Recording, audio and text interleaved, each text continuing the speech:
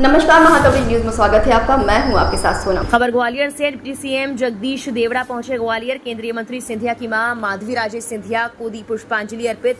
कहा, दुख की घड़ी में शोक संवेदना व्यक्त करने आया था। निश्चित रूप से बहुत बड़ा कष्ट हुआ है मन को। परमात्मा से प्रार्थना है कि श्री चरणों में उन्हें स्थान दे और परिवार को दुख सहने की शक्ति दे।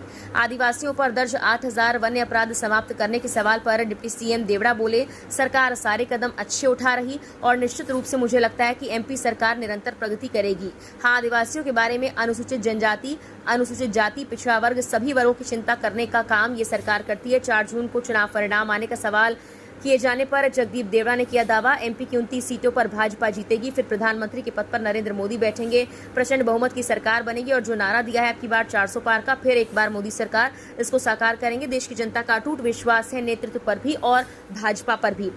वो तो कब से घबरा गए हैं। कांग्रेस की जमीन और जनाधार पूरी तरह खिसक चुका है। कांग्रेस अब मुझे लगता ही नहीं कि अब कहीं है। इस दुख की घड़ी में यहाँ पर संवेदना व्यक्त करने आए थे, शोक संवेदना व्यक्त करने आए थे। निश्चित रूप से बहुत बड़ा कष्ट हुआ है मन को और इस दुख की घड़ी में आज हम भी शोक श्रद्धांजलि अर्पित करने के लिए उनके चरणों में परमात्मा से हम ये प्रार्थना करेंगे कि दिव्य आत्मा को उनके चरणों में स्थान दे और जो परिवार को जो कष्ट हुआ है उसको सहन करने की शक्ति दे।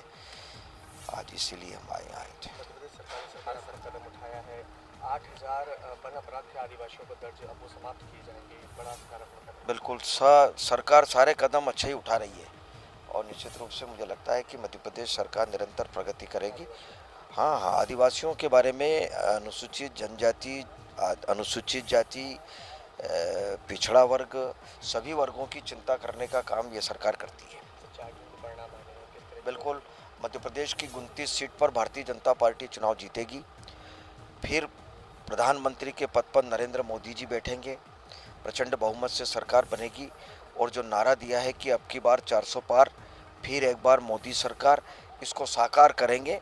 देश की जनता का पूरा अटूट विश्वास है नेतृत्व पर भी और भारतीय जनता पार्टी पर भी। वो तो कब से घबरा गए, वो तो कब से ही घबरा गए।